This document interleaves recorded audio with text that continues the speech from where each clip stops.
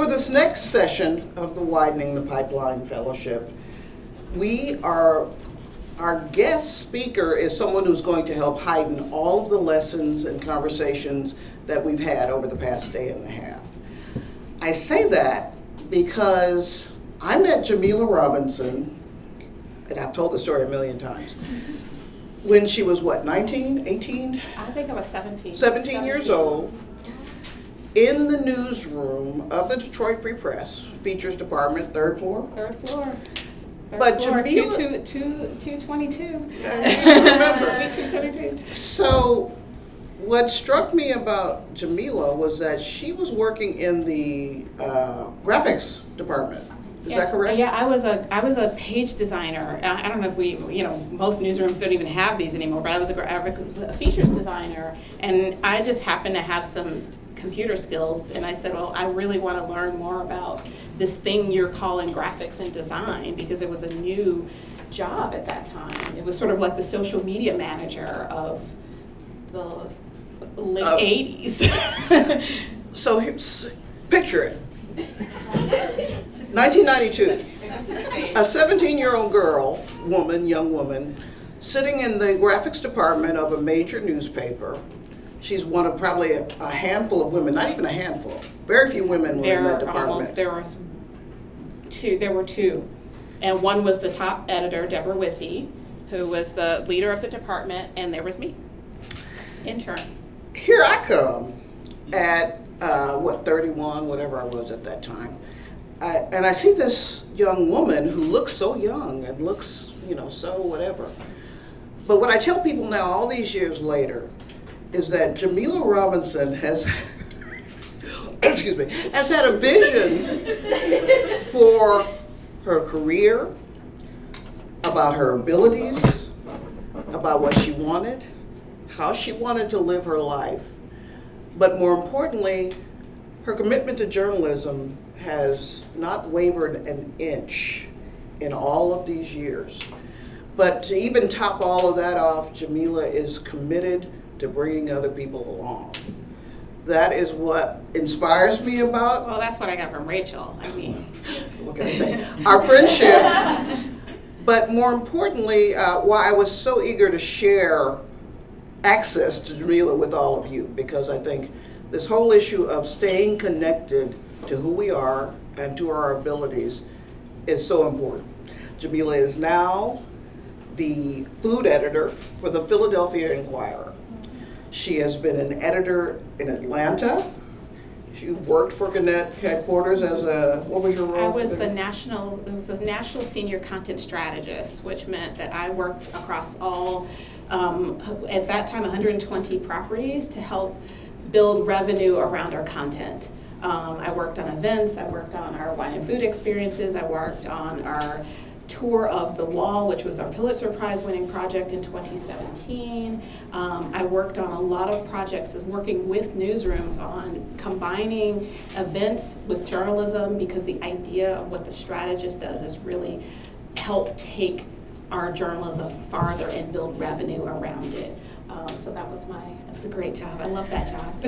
She is the definition of a phenomenal woman. But she also reminds me of the term living out loud and living her best life. Trying to. But the reason I labeled this session as, grabbing that seat at the table without waiting for the invitation.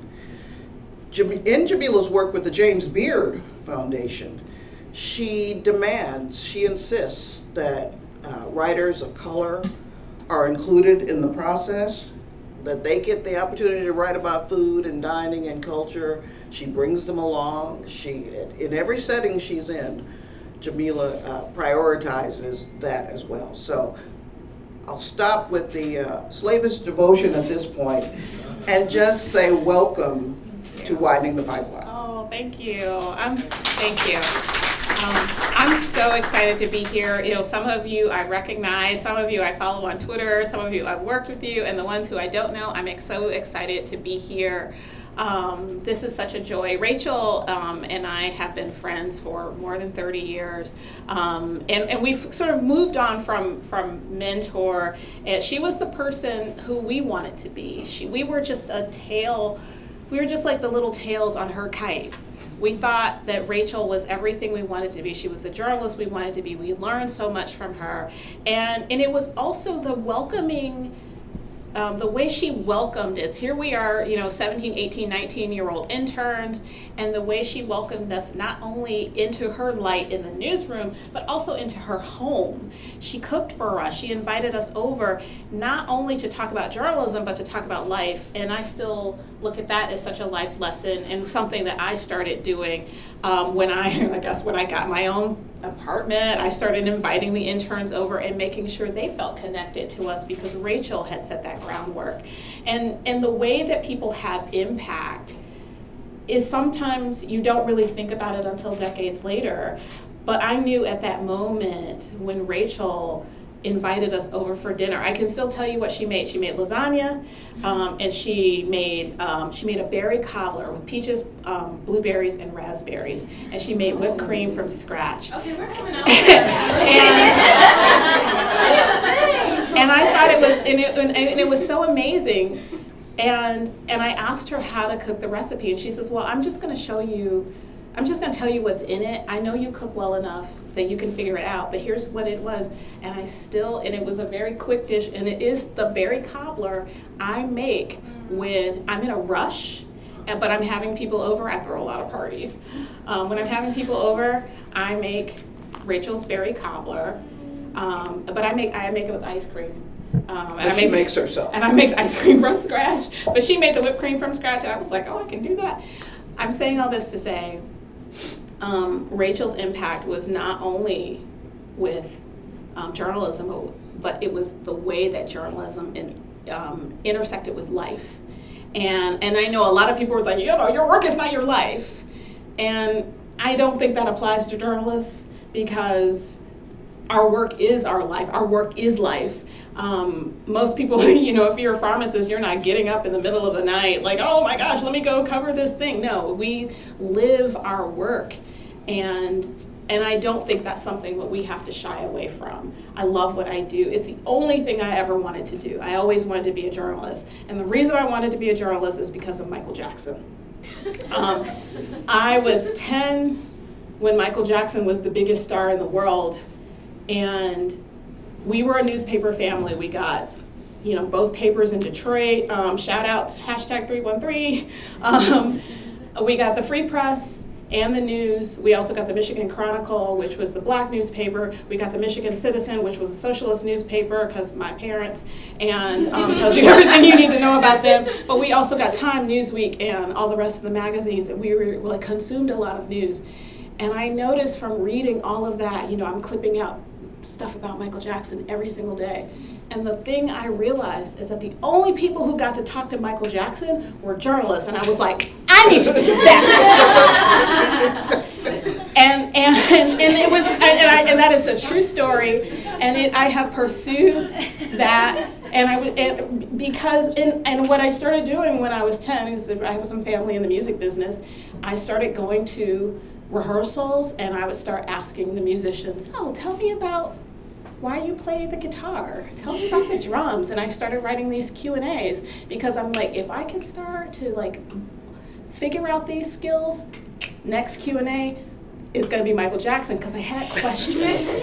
Because Michael Jackson would say things like, people were like, oh, you're feuding with your brothers. The rumor is you're feuding with your brothers. And he would say, I love my brothers. I was like, I have brothers.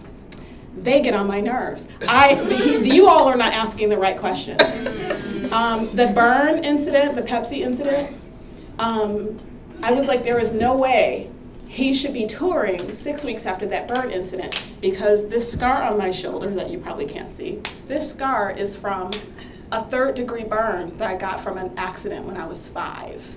And it was burned all the way to the skin. I was in the hospital for a few days, and I know how long it takes to recover from a 3rd-degree burn on my shoulder. Right. His was up here. I was like, wrong questions. I was 10. Precocious.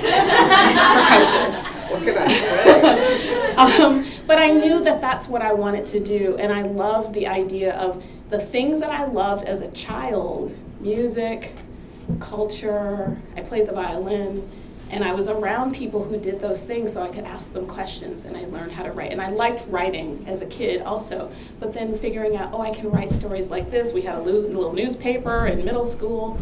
I started working on the high school paper when I was when I was in high school, and I knew that I didn't want to be a musician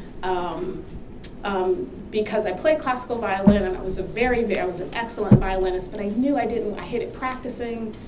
And I knew I didn't want to do that, but I did want to write stories about how hard, like playing like West Side Story, Sondheim is really hard, and what you hear in West Side Story is not what the notes say. And I wanted to talk to the musicians about like the difficulty and the challenges and the fun of playing Sondheim, or the fun of like being in the pit orchestra where it's dark and you can barely see the notes, and I don't know any of the Broadway tunes, but I know all the music because I played them all, and like sort of the interesting things about music. And that's what I wanted to do. I wanted to be a classical music critic, and that was after I sort of started learning about journalism and learning what everybody did and what everybody's roles are, and reporting and writing and editing and all of those things. It's like, classical music critic, that's the job, or it's editing. Because I really love to this day helping other people with their writing and seeing how one word will change the entire movement of the story, trying to get rhythm and context and ideas, and I love that so much. And so I started writing about music when I was at the Free Press as an apprentice, but I had this extensive understanding and knowledge of classical music, and knew in and out classical music, and could tell you how Shostakovich was inspired by Stravinsky and they put me in pop music. And said, go write some pop music stories, and I was like, this is like at the center of like when hip hop was really emerging, and I was like, not my genre, and then learning how to adapt and take those skills, everything I know about music, now I can write in this whole other way.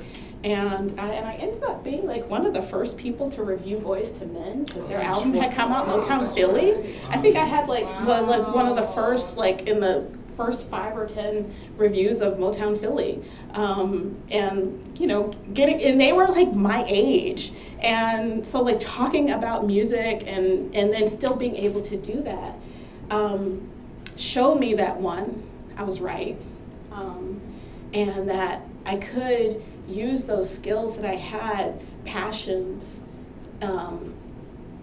were tools for telling stories. And I think the important thing, like my colleagues, do you call them colleagues or interns? My peers? The other students who I was interns with, they were like running around chasing fires, shootings. Oh my God. That was like, not her style. She was not going to do that. But what you're demonstrating is storytelling, an incredible field for telling a story and communicating it to others. That was way more important to me. It was way more important. It was I don't want to ask. I'm going to pick the name. I don't know. I asked Raisa. It's Raisa. It's Raisa. It's Raisa. I'm sorry, Raisa. We follow each other on Twitter. I don't think I ever do that. Raisa. I don't really want to ask Raisa, how did you feel when your son was killed? I want to ask how her family cooks rice. And because storytelling and understanding how people live, how people breathe, how people think, what I call the sweetness and light between breaking news and investigations, by starting my career in the features department, showed me that was possible, and I didn't have to run around doing something I did not want to do, which was chase people on fires, that I could do what I wanted to do. Speaking of that, since you mentioned it, you almost didn't get it here today because of the breaking news in Philadelphia. Tell us. Oh yeah, there's a whole water crisis. There's a chemical spill in the Delaware River, and we all got alerts that said, Philly, don't drink the water. Yeah, and I'm like, Okay, well, I mean, and it's a beat agnostic news story. We cover restaurants. Well, how are you going to get espresso? You can't have water. How are you going to make bagels today if you don't have water? And food is the thing that impacts everything. It impacts every sector of the economy. It affects every sector of business. And so it's a big news day for us. Fortunately, I have a really, really wonderful deputy who has the world locked down. And then I also, I'm an assistant managing editor, so I have the food team, but I also have the arts and culture team as well. There may be some shows that are canceled because of the water crisis, so it's not as urgent, but the restaurant situation, it feels very, very 2020 to us today because we don't know what's going to happen and hope that they say, well, we'll know by midnight if the water is completely contaminated, and that's going to make the week really long if it is. I'm hoping that it isn't. So, if you pray or whatever it is you do, do it for Philly. But because I have things to do. And places to go. Well, since you mentioned that, in the past 9 months, tell the journalist some of the hot spots you have traveled to. Hot spots. 9 months? 9 months last year or so. Copenhagen, which is, of course, known all around the world for its food scene. Copenhagen, London, Japan, Portugal, Brazil.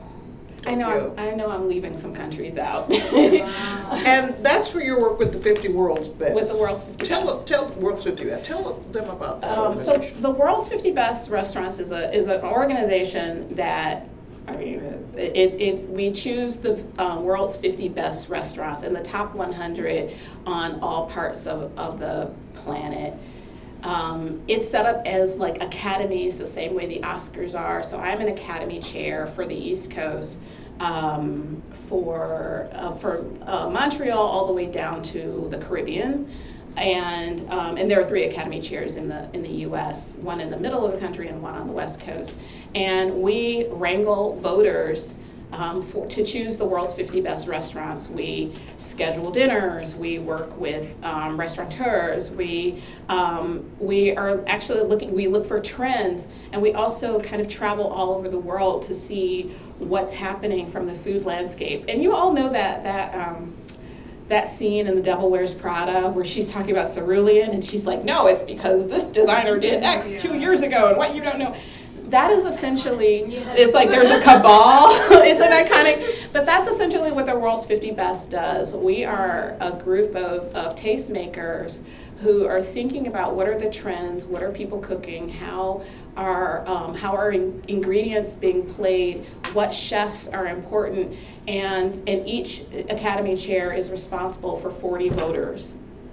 And there are 6 places in the country. So there's North America, South America has its own set of academies and voters, and there are events, and it's leading up to the World's 50 Best Restaurants Awards, which this year are in Valencia, and we announced those winners, awardees, I don't know how you want to call them, because if you're on the list, you're on the list. But what has been important with World's 50, because I always thought it was kind of absurd, I'm like, oh, it's like everybody's white, everybody's a man, why do these people get to decide? And there was an absurdity to it because the World's 50 Best Restaurants only covered Europe and Asia, and most of the restaurants in the Asian countries were all French, Italian. Best restaurant in Singapore, French. Best restaurant in Brazil, Italian. And I'm like, it's confused. So of that list, how is it that the restaurants of those cultures are not reflected in the list?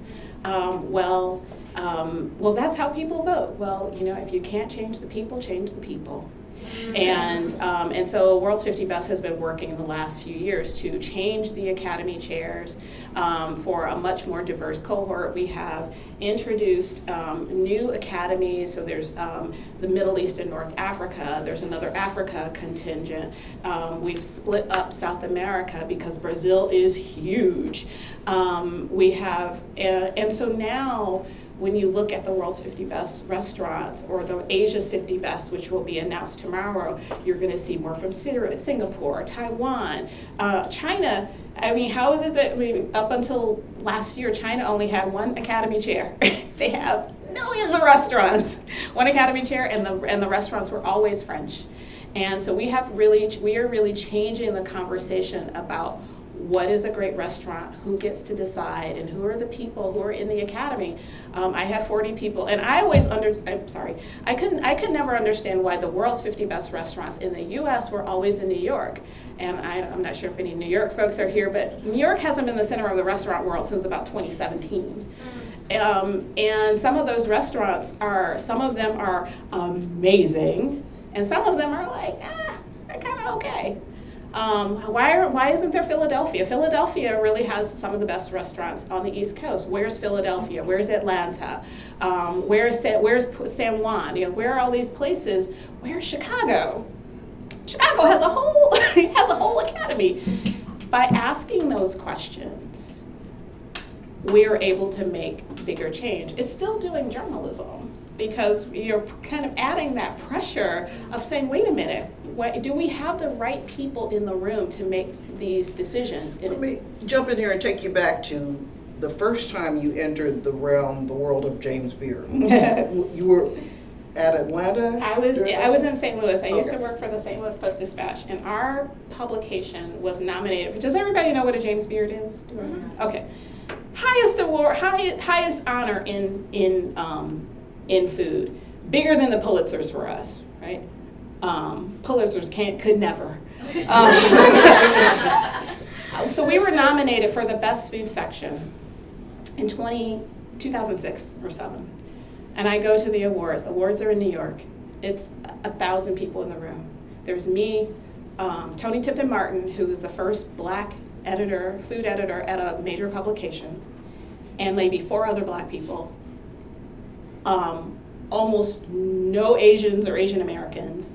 There were no people of Latin descent at all. Almost everybody's white, almost like 70% men. And I was so confused. And when I said, I don't understand, how is it I'm like one of the only black people here, as much as we like to eat? I'm so confused. All of American culture is built on the backs of black people. How are there no black people here? I'm so confused. And I had questions. And I went to everybody who I would, listen, I don't understand why this room looks like this. I mean, it was blindingly white. And their response to me was, well, Jamila, since you have so much to say and you have so many questions, maybe you should be a judge. Okay. Sometimes you have to, you need to be in it. Is it Hiba? Was saying sometimes it's better when I think NPR is better for me being there. It's like that, okay, well, we need to be in the room, right? So it was, I'm being invited into this room. I'm taking that invitation. I go sign up, I become a judge. They give me this category. I've got 100 entries. All the stories are kind of the same. It was a profile was the category. And there were maybe, of the 100 entries, there were probably 30 that were all of some black, male, formerly incarcerated person who learned to cook while in prison, and now some chef had saved them and given them a job on the line, cooking on the line. There were probably 30 of those. And I was like, why are these stories all the same? Well, the previous year, the winning profile was about a chef who had saved some poor young black dude from the streets by giving him a job on the line. So now we have 30 profiles all saying the same thing. And I'm just like, well, let's talk about the criteria. Like, what are you looking for? What kinds of profiles, and why are they all the same? And why are you all searching for the same kind of people? There's got to be more interesting people in your city. Those were the questions I had about that category. And they said, well, since you have so much to say, Jamila, you need to join the committee. If you want to have all this change, this is the position you need to be in.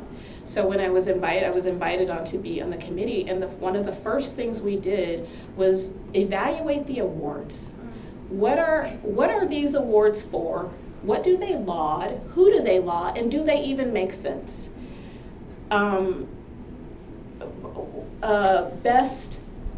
Best publication under 250,000 circulation. Well, that is a print-centric award when everything is moving to digital media. So we need a different award for that. Emerging best new writer has to be under 30. Well, what if you're 50 and you just change careers?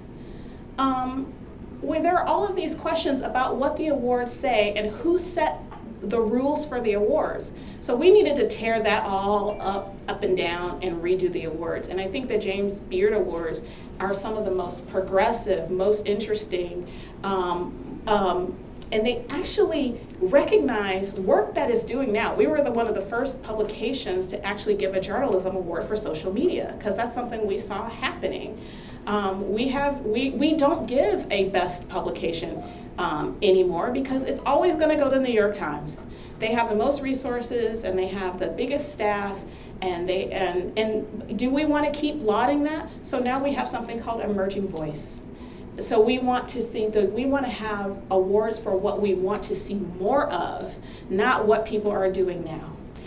We want our awards to push the conversation forward instead of just lauding what people are doing now. We don't have to give Lifetime Achievement Awards. Got Pulitzers for that, got Oscars for that.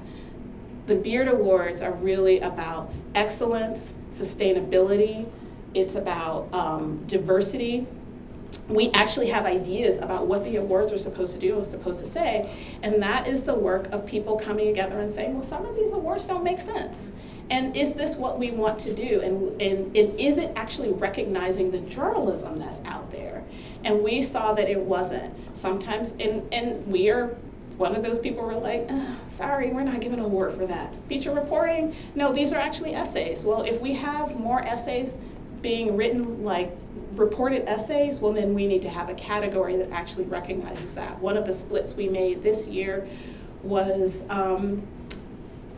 we used to have a huge essay category, and it would be like 147 entries. Some of them would be essays with recipes, and people talking about relationships with recipes, and other people talking about these big topics. We split that category and said, okay, essays with recipes is a different kind of storytelling, and we want to honor people who are writing doing that kind of work.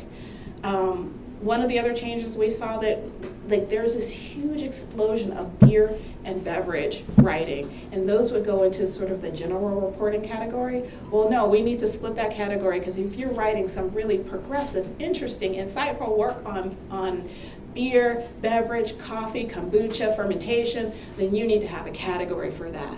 And it's something that I challenge all the other awards that people give, like, when was the last time you reevaluated your categories? There's some awards I don't even enter because I don't think the categories make sense. And I'm like, we're never gonna win that. Like, we don't enter, like some of our work, New York Times won a Pulitzer for the Me Too movement and some of that in restaurants, but our reviews, our essay writing, that kind of thing, those things would not even measure up because the categories don't align with the kind of work that we do. So we work really hard to make sure the categories make sense, that restaurant and chef, that if equity is important to us, then we have to make sure that the awards are equitable too. And then you start to see change across the industry, because that's what motivates people. Let me jump in here and ask you about Pushback that you may have gotten early on. Daisy and I had a conversation earlier about this issue of sometimes it just feels so hard to stay in the game when, you've got half the country hates everything you believe and think about or whatever, and particularly as a columnist, she faces that pushback a lot. But tell me about the pushback you got from these elite chefs and owners and whatever when you started out. Who does she think she is? Who is this little girl? I'm like, girl, I'm older than I look. Some of it was, who are you? And who are you? Why do you think this is important? And my response to that is like, this is what the future looks like.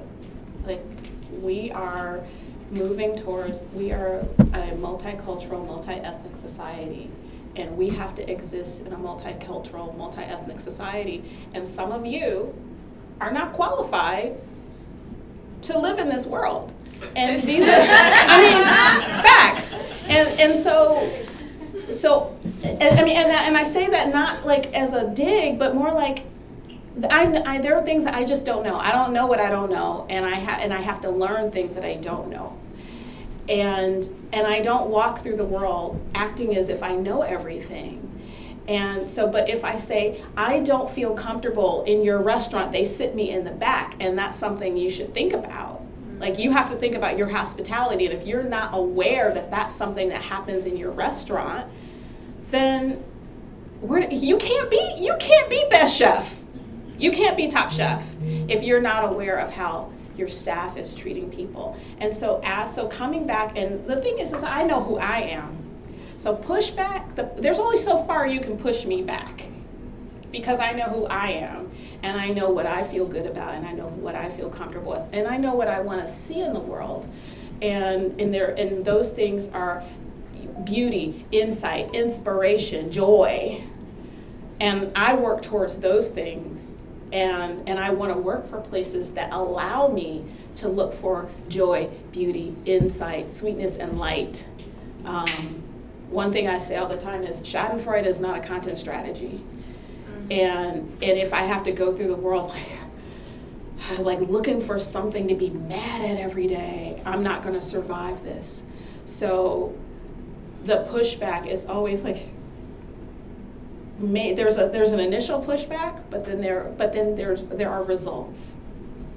And some of the work I did at USA Today, what I've done at the Inquirer, what I did at the Atlantic, really was about opening those doors and then seeing the data.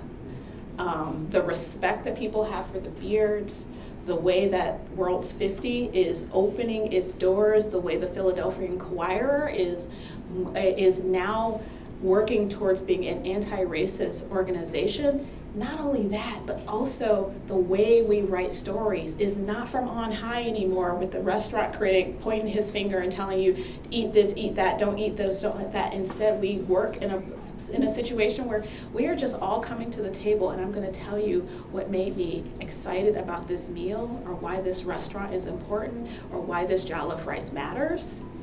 And if we do that, that's when people start to engage. We're looking for things that are useful, responsive, engaging.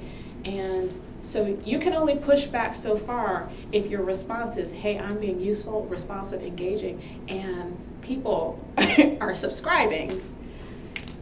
That's where I think the pushback kind of lands. I hope I answered that. Well, but in the spirit of keep it real, you and I have had some, these kind of conversations, and it wears you down. Yeah. Talk about the reality of always being the firewall in the newsroom. Mm-hmm. Always, if you weren't there, that headline would look so crazy. Everybody remember Buildings Matter Too? Mm-hmm. That was us. Hello, that was us. Buildings Matter Too. Sure, these Black Lives Matter protests are important, but buildings matter too. Yeah, we got blamed for that one. And there are days that I just say hello. My reporters call me and I'm like, Racial Help Desk. How can I save you? How can I save you? Which is exhausting. I mean, almost there isn't a week that goes by that I don't have to pressure test something that may be received in a way that is unintended. It may be the way that we position different communities against things that are social issues, whether that is the opioid crisis or racism or things, and sometimes we conflate things. And then, so my job has become to untangle that stuff and make sure that the reporters don't end up in somebody's journalism review, which can be exhausting because I think I'm only one of 2 Black content editors. We have some other editors of color, but I am the only one in a leadership position, and that's exhausting. But I also know what could happen if I'm not there to read those stories and to push back and say, well, this might be received this way, and you have to think about how other people are going to hear that. And cultural competency is something you can learn, but it's so new for so many newsrooms, and that was never required. But in our newsroom, it is now a requirement, and it's not a negotiable. So I'm fortunate to be there and to be someone who is going to be that firewall. I would rather be that firewall than have it not be there, because we can't have communities of color engaging with us and finding us important. There are whole communities that don't have a relationship with us, and we've had to cultivate those relationships. Fortunately, we've been able to do that through food, but we've had to cultivate that and find ways. So I would rather be there working on the inside and actually putting some structure in place, because that's really, so much of this is not only like our work as journalists, but it's also the processes and policies that we put in as leaders to make sure that we have something called the Content Consult channel, that if you have something that might have impact on communities, you need to have it pressure tested, because I'm not of an Asian background. I want to make sure that we have some people who are going to read that and make sure people who are receiving that information. People from LGBTQ communities. We want to be sure that we are not only approaching it with sensitivity, but with accuracy and insight. Those are the things that are really important to me. So I feel like I'm getting a high sign. Well, you said earlier that you wanted to be Rachel. Well, I hope I live long enough to be Jamila. I swear. Any questions? Let's start with you, Rafael. Introduce yourself. Hi, Jamila. My name is Rafael Carranza. I'm a reporter with the Arizona Republic. Oh, yes. This topic came up earlier, and I'm curious to hear your thoughts or your view on, because I feel like we've all kind of recognized it too, where we've seen kind of ethnic foods entering like this new phenomenon where they're just kind of taken to a whole new level times and price-wise as well. Like, being in Arizona, it's very hard to convince me that a taco is going to be worth $5. But there's a lot of places that that are coming up now as the city kind of develops, and creating like these crazy combinations and whatnot. But it's hard for me to kind of justify that it's worth that when like my mom can make it for a fraction of the price and like the taste is so much better. So I'm curious to know what your thoughts about that phenomenon. And then what role you feel that food-centric journalism plays in either pushing that phenomenon or dismantling it. Mm-hmm. Thank you, Raphael. That's a great question. And I would argue that taco should cost more. That taco should be more than $5. That $5 taco represents labor, lighting, overhead, the restaurant, security, all of those things. It probably should cost more. The restaurant is not your mom. Your mom I can make a lot of things for a fraction of the cost, but I am not a restaurant. And I think it's really important that we think about cultural foods, not diminishing the cost of cultural foods. If it's Italian is very, very simple food. Pasta is just 2 eggs and some flour, a cup of flour, 2 eggs, and you've got a pound of pasta. But that dish is going to cost you $40 in a restaurant. And we don't diminish Italian food. We don't diminish French food. But we diminish Mexican food. We diminish Caribbean foods. We diminish Asian foods. Somebody's always talking about, that pho cost $16. It should probably cost $20. We have to have a better relationship with what food costs. Food is very, very expensive, and in the U.S., we actually pay a fraction of what the food cost actually is, and then we subsidize it with tips, which is a whole other conversation. But I would argue, especially in places like Arizona, we should have a higher respect for Mexican and indigenous foods. It probably should cost more. The other thing I want to say about that is what I find troubling about food journalism writ large, especially with the influencer circuit, is this relationship where we have the word worth. Is 11 Madison Park worth $335? I would argue it should probably cost more. Is this restaurant worth the $125 tasting menu? But we would never say, is Beyonce's concert worth $800? Because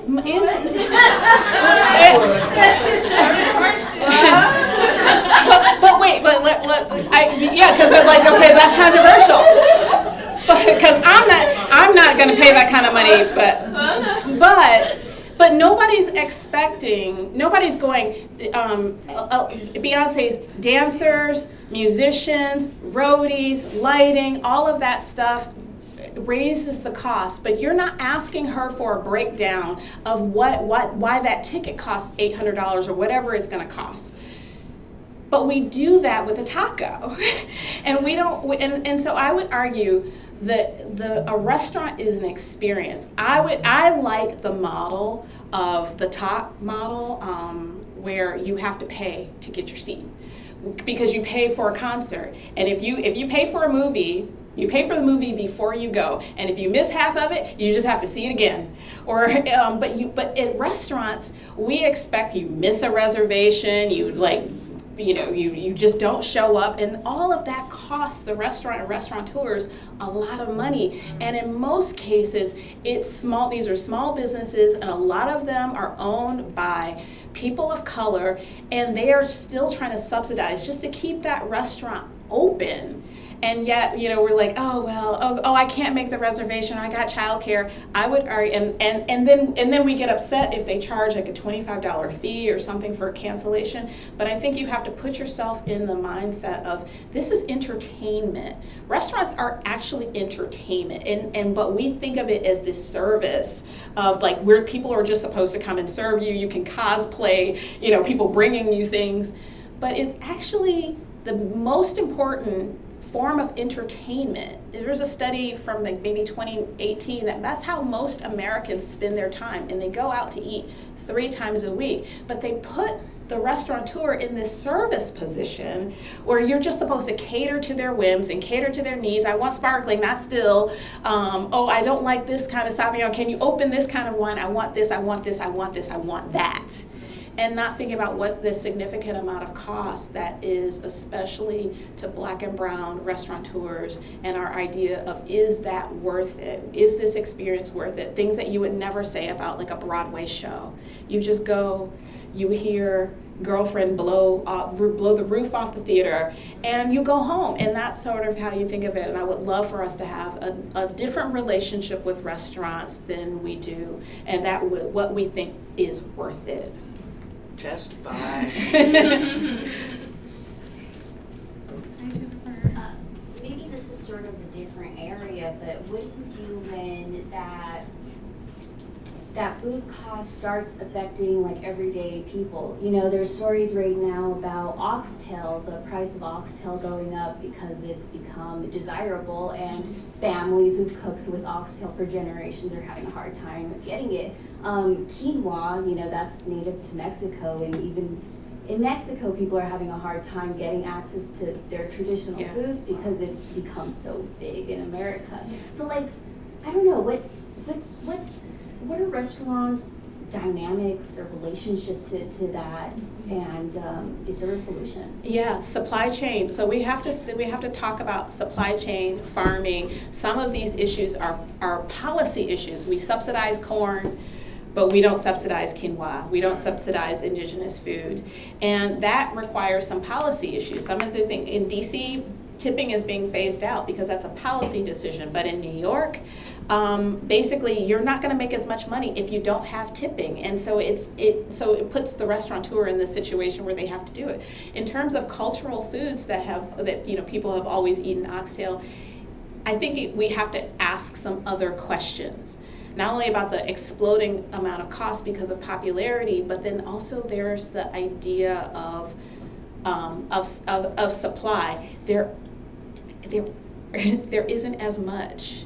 Like if you can't get ducks, for example, duck is a good example because there was an avian flu, and so it reduced the amounts of ducks and turkeys, and the price went up. And people are complaining about like how much chicken wings cost, and I'm like, yeah, but there is a environmental situation that we are not attaching sort of the way farming regulations and all of that impact the cost of food as well. We just expect it to be the cost that it has always been. My granny is always talking about how corn used to be 13 ears for $1 and now it's $4. I was like, Granny, that was also 40 years ago. And so like the tremendous cost of land to grow to grow oxtail, I mean, it's actually not it's not a how do you say, like, there aren't a whole lot of them. So it's a part of the cattle that actually should cost a lot, because it's not like hips and legs and things, or you get all the steak you want. But that's a very small piece. But I think we have to kind of reestablish our relationship with how food is grown and the cost of food being grown and the environmental impact. And so we have to kind of talk about those kinds of things as well. Micah. Hi, Micah. Hi, Jamila. My name is Michael Walker, and I'm a reporter for Bridge Detroit. And I recently started there a couple months ago, and I cover arts and culture. And I'm looking to get more into food. So I'm just wondering if you have some tips on people who are new to the food beat. Do you want to, by get into food, do you want to do reviews, or do you want to write restaurant news, or do you want to write essays or recipes, or you have a specific? I'm looking more into restaurant news. Okay. And possibly reviews. Okay. Couple things. All good restaurant reporting is real estate reporting. Developers are the people who are driving restaurant growth. So you want to have a really good understanding of real estate and real estate transactions, and whether or not if something is coming with a real estate transaction, if it has a liquor law or a liquor license or a license application, that's going to be a restaurant. It's really important to understand development, because most housing, malls, like strip malls, any retail development, retail is usually anchored by restaurants, because that is how you get your foot traffic. So nobody's going to the Hermes store in the new development, but they are going to go to the restaurant next door or to the Shake Shack that's going to be inside the development. So having a good understanding of what's happening with retail housing and development. I would also say, because you cover arts and culture, your pathways can also go through the entertainment side. What are the best restaurants around? Like, okay, if I'm going to the DIA, what are the best restaurants up and down Fort Street? I'm calling out Detroit streets here. What are the best restaurants for spending the day? Where can I take the kids? I got the kids at the Science Center, and you can build a whole cadre of guides around arts and entertainment connected to food, because those two things intersect. And like, you probably are not going to go to a concert without going to eat someplace first. You're not going to, unless you stash your stuff in your pocketbook. but most of the time there's going to be some entertainment. I know, like, the orchestra hall and some places they have a discount, and so like, what are the best, what do you get best for your your membership and whatnot. So you can build a whole a whole series around that. And it also opens the door up for travel as well, because arts and travel, like dining, arts and travel, are sort of like the big three, and they all kind of work together. But we can talk some more about that offline if you want like some more specific guidance. Okay, Thanks. Hi, I'm Gabrielle Sotos. I'm a reporter for PolitiFact, and I'm from Detroit. So hey, what up, though? What is the best restaurant in Detroit, and do you think that the food scene? Really? And yes, oh yeah. And do you think that the food scene has been helped or hindered by the recent infrastructure that keeps growing within the city? It's only going to get better. I mean, I love Warda Patisserie. I also love Townhouse. I think Townhouse is wonderful. There's a really great restaurant called Saffron de Trois, which is on the James Beard semifinalist list. If you want to know the restaurants in your city or like the best way to, if you're traveling, the James Beard semifinalist list is the long list. We will announce the nominees on Wednesday for restaurant and chef, but that's a really good guiding point. I always say like my favorite restaurant is like wherever I ate last, and if I can remember anything that I ate there. But I think Townhouse is wonderful. Selden, I think Selden is a player. It's really wonderful, and I do think it is only getting better. Like having more restaurants is a good measure for the economy, because you really can't write about restaurants without writing about the economy, without writing about immigration, without writing about real estate. It really touches every sector of every bit of journalism, sports, arts and culture. It touches all of those things. So the more restaurants there are, tends to mean that there are more people out, that the economy is actually doing really well. If there's austerity, the restaurants, we saw that with the pandemic, restaurants first things to close. Ultimate question: Detroit pizza, Chicago pizza. Detroit pizza. It's Detroit pizza. New York pizza, doesn't even. It's like actually best pizzeria in the U.S. I think is in Atlanta, and that's Antico Pizza. That's the best pizza in America. But Detroit pizza is the best style of pizza. Hey, Yeah. Jamila. Yeah, it's the flat, ones that you can fold. It's just, it is amazing, but I think they just do it better. She's from Lansing. I don't care. Listen, we've got Jamila for 10 more minutes, so let's make the most of it. Luz. Hi, I'm Luz Molina-Lozano with the Austin American Statesman. We've talked a lot about costs for restaurants and the cost of food. And what I've kind of dabbled in a little before moving to this new beat at City Hall in Austin is about affordability and the cost of food. And we've had so many families, specifically in East Austin, where a lot of our families of color live, who can't afford to basically just buy groceries. And we've seen so much development in that part of town, and seeing these like mom and pop restaurants kind of be pushed out to some of these like more bigger, like Shake Shack, exactly. And so I'm wondering about your thoughts on how do we cover this growth from an affordability standpoint and stay true to the fact that yes, it is important that we offer opportunities and jobs, but also there's like if a family can't afford to like eat at the restaurant that used to be affordable, that creates a problem for the people. Yeah, in terms of groceries, something we did at the Inquirer was we went to different neighborhoods and looked at cost of milk, cost of bread, cost of just basics, and look at, why is it, you're the same supermarket, why is the cost so different here? And put that back on them. Instead of, trying to solve the affordability problem, what we did was ask the grocers, why does it cost this much? Or Whole Foods, why do you have to meet a certain income threshold in order to open a grocery store in a neighborhood, and asking those questions so that people can see the disparity, and then they will make those adjustments. If at the grocery store on the other side of town it's $2 for milk, you should be able to make that adjustment, and asking them why, and they have had to respond to that pressure.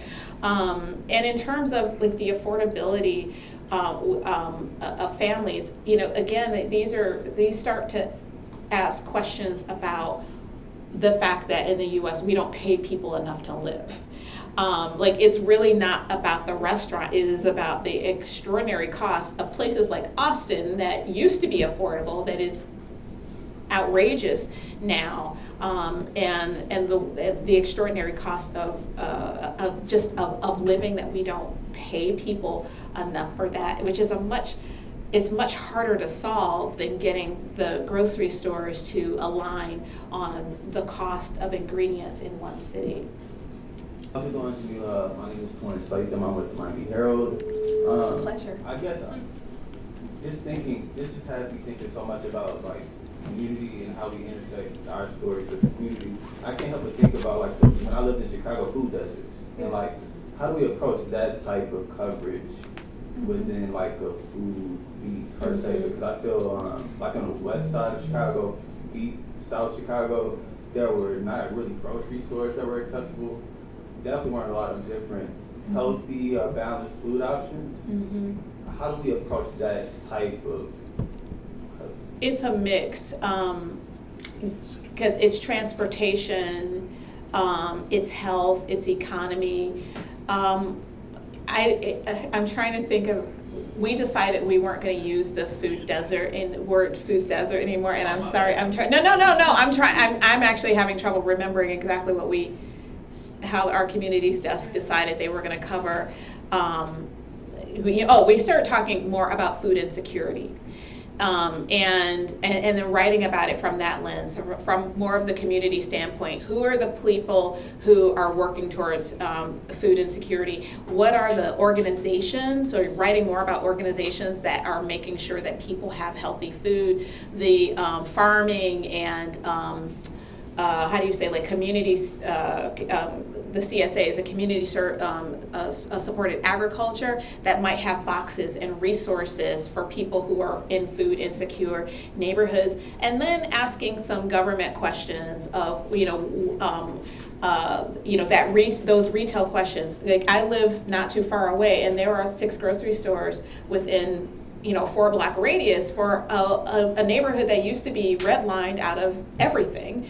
And now I have my pick, but if you go another mile east, all of those people have to come into my neighborhood in order to shop. So then you have to ask the city questions about transportation. Do you have free buses and trains for people to go that last mile, or their resources? Asking Uber, hey, you will give out all this car service for people who are going to parties. Why aren't you doing that for food insecure neighborhoods? And it just raises a lot of questions about how you serve community. Food is a community oriented and community service beat, and those are one of our tenets, that we are not just writing about how fun it is to go out and eat, but we are writing about how people eat and how people get food into their bodies. And right now it's going to be water, because the city was really slow to tell people in other neighborhoods, or people who did not speak English as a first language, that you can't drink the water. So putting some pressure on those government entities, how they give contracts, how they do zoning, and all of those things are really important ways to cover food from the non-eating, non-entertainment side. 2 more questions, Amanda, and then one over here. Hi, Jamila. My name's Amanda Goki. I'm a reporter with the Boston Globe. I had 2 questions that are both kind of related, and I think touching on something similar that really made a big impact on me when you were talking. And I think it first came up in the James Beard Award sort of section of your talk, and just thinking about how much you're approaching it from the kind of journalism that you're hoping to see, and really as a leader, as opposed to, I think, especially as a young journalist, it can be so easy to try to model your career after what you see and the people that are around you.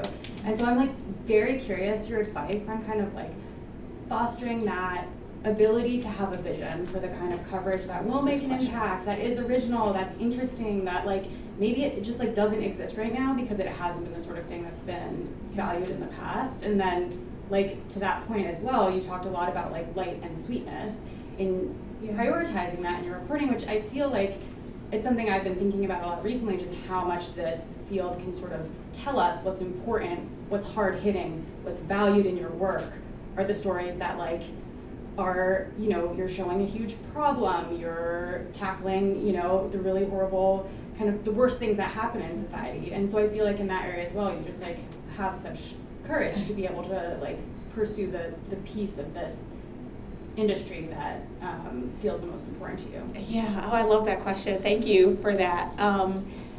I think we have to change the language. Like, what is hard hitting? Hard hitting to whom? If somebody tells me a story about how their family cooks rice and it makes me cry, that hits me hard. That's hard hitting. So I think we can decide how we're going to take that language. Oh, is it impactful? It changes things. Well, if the reason we eat crispy skinned duck at every restaurant is because some really smart chef started cooking this way and was inspired by the way he ate Peking duck in Chinese restaurants and then wrote the recipes that went viral, that's impact. So why do we decide that, oh, it has to be some sort of change in, I'm sorry, that's my phone. Hopefully it'll stop. I'm sorry, I thought I turned it off.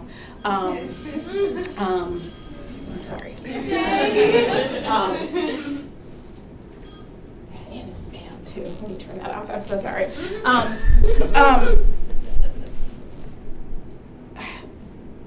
We do model ourselves after what we've been told is important, but nobody ever tells us that we can interpret those things differently. I want to be excited about a story. I don't want to go, oh my God, I got it, this is water. I want to be excited, and I want to read about joy. I want to feel good when I read. Like we always hear this. Oh, you know, we want to hear some good news. Like there was never any good news about in the paper, and there's tons of good news. But what our leaders think is important has been what they have modeled. And to me, a lot of this is like the way that they were doing journalism in 1976 and 86, and I'm just not that old. I mean, I'm old, but I'm not that old. I'm older. But I also am very inspired by the way young people consume information. And what I think is fascinating about TikTok is it is an intersection of expertise and entertainment. I'm going to show you how to do this dance, and I'm going to entertain you. And I will sit there and scroll like 15 things. I'm like, I just watched them do that same dance 15 times because it's the expertise and the entertainment. And most journalists will tell you that's not serious. That's not tough. It's not hard journalism. It's not big J journalism. Okay, you tell me, okay, your grandmother doesn't have a recipe for pound cake. How are you going to get it? How are you going to get, that's some hard interrogation you're going to have to do. And you have to go and test the recipe. You have to make sure you might have to make that cake 6, 8, 50, 11 times to get it even close to the way that a grandparent can do it. That's hard work. So how can you tell me that that's not serious? That's not big J. What we do is big J journalism, but it is joyful. It's exciting. And for us at the Inquirer, it's the thing that makes people pay us money. So if nobody's reading your investigation that you just let a reporter spend 6 months doing, but we had 67 conversions on the 50 restaurants that are coming to Philadelphia this spring, that means that people have committed $400 each of those 67 people for that one story has committed money to us. But nobody's reading that. Nobody's ticking that over. Who's right? I'm not saying that I am. I'm saying how people respond to us is different. So I think changing the conversation, going into making a case for our stories about food that we think are A1 stories.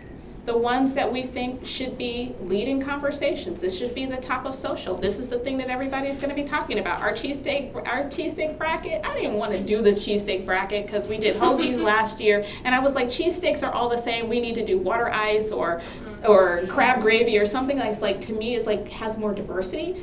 But no, people want to read that. So what we say, how we talk to each other, how do we talk to our editors. And I think as leaders, for those of us in the room who are editors, we have to change what we tell people is important. Because the data tells us something else. The data tells us arts, culture, food, movies, that's how people spend their time, and that's the thing that you build relationships with. It may not be the way this politician you took a takedown from. And I'm not saying that that isn't important, it is, but it doesn't change how people spend their time. And our job is to cultivate stronger relationships with our readers. If we can cultivate those relationships, we can cultivate stronger communities. That's really what I want to see in the world, and we have the journalism and the results to prove it, and I want to see more of that. I want to see organizations do more of that and come from a place of light and a place of excitement and a place of a good energy, because I think people reject us because it's like, it's like that song in The Wiz, don't nobody bring me no bad news. I think we have a new name for that kind of journalism. Big J journalism. It's Big As J. for Big Jamila. Journalism. Last question. Okay, cool. I want to go back to Raphael's question, because what I thought about, because I see it here, not here, but I see it in Lansing because it's very mayonnaise. How do you deal with the gentrification of food and the whole gentrification of, let's say, like a white couple, they're bloodline, they're all white, and they take a taco, like he said, and they throw in stuff that doesn't make a taco, they call it a taco, and they sell it for $10. Meanwhile, you go down to Maria's, who makes the most authentic tacos, she makes the flour by hand and whatnot, and that costs $20, which we will pay homage for that, but like, how do you adequately cover this gentrification of food that we keep seeing happening over and over again, such as the case with oxtails, where like now like you see people who aren't Caribbean, like they're making oxtails but not in the traditional way that it is, and calling it by a different name. Traditional to whom?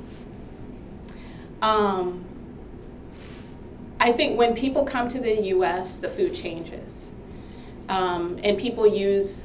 This is what Black people say, we make a way out of no way. And so our food changes. Food is the art form we all participate in. There's only two, food and fashion. Food is an art form we all participate in. Whether you are intentional about it or not, everybody got up and got dressed this morning. You are participating in fashion. You participate in food. And it changes. I think what we have to do, to answer your question, is that we have to use real language and real words. We capture things in catchphrases like gentrification, when it's like, and then we've decided this white couple has gentrified oxtails, versus thinking about they are making oxtails like this, and then you're making tacos like this, and then you can decide if that's something you want to eat. If we say the best tacos are made by Maria, and she does this kind of barbacoa, and this is what we think is important, then that couple doesn't really matter. But I think we give a whole lot of attention to these kind of topics, and we actually miss the thing that we should be talking about, which is this is the food that's important. This is the restaurant that matters. Because if we start talking about like, okay, Susie's gentrified tacos, then when we write about it, we actually give it more energy and say that actually matters. But we're like, oh, it's terrible because it doesn't have this kind of authenticity, which is a word authenticity is on my banned word list. Ethnic and exotic. Like, let's use real language to talk about what we're talking about. And they have decided that this is what a taco is. But if you go to other parts of the world, they make tacos too. And they make them with radishes, and they make them with kale, and they make them with all of these things, and they call them tacos. But for them, they're making a way out of no way. And the way we talk about food is always through this like very American lens of, and we bring our social issues to the way food is created, and then we decide that, oh, this is not authentic. So then you get people who are like, well, this isn't. I don't like your tacos because you don't make them like my grandmother made them. Well, I'm not your grandma. And I make a better pie than my grandmother does, and she will tell you that too. Even though I'm trying to make it like hers, but then people are like, oh, you don't make carrot cake like my mother does. Well, I'm not your mom. And food is constantly evolving and changing. So if we're talking about gentrification, we're talking about people taking over something and getting paid for something that other people don't get paid for, then let's be really specific about why those kinds of restaurants are getting investment. Let's talk about why they're getting marketing. Let's talk about who are their backers, because we can write some really specific stories about that and that disparity. But what I don't like to do is say, well, Susie's taco is not authentic because it doesn't taste like Maria's. Well, Maria's been making it differently, so that doesn't really matter. What matters is that Susie is getting investment that Maria isn't getting, and she should have access to the same resources. And I think that's the piece of those stories that we always miss, because we end up with like these gentrification and diaspora wars, and like you miss the whole big piece about especially like Black women especially are the least likely to earn restaurant investment. And even though there's billions of dollars out there, you will see somebody who is not a Black woman getting a similar investment, unless you're Pinky Cole, who got Danny Meyer to give her $25 million for Slutty Vegan, which I hate even saying. Like, I don't want to go because I don't want to call myself that. But that is an outlier, and so sometimes we end up talking about the distraction of food and not some real serious issues that are happening in real estate and investment that would have a real long impact. Well, I was going to say Jamila makes the most authentically delicious carrot cake I make the best carrot in cake the world, but since I can't use the word authentic, what I will say is you have been an inspiration. Your content has been just incredible, and your career has been a role model for me and for everyone in this room. So thank you so much. Thank you. And thank all of you. Go out and write some stories. Write about what you love. I mean, if there is anything, any takeaway, you can find a career, and a successful one and a lucrative one, in joy and in passion. I think the most important thing is like being a journalist and knowing what I want to do and what I don't want to do. And Sudeep earlier said, make a plan. Make a plan to do what you want. I do what I want. I literally do what I want. I go around the world and I go places, I eat things, and I tell stories about the things people eat and the things that they do. And it's so exciting. You can do more of what you want. And there are those of us in the industry who will help you set a plan to do that. We figured it out. Some of us have figured it out, and will help connect you so that you can do more of what you want.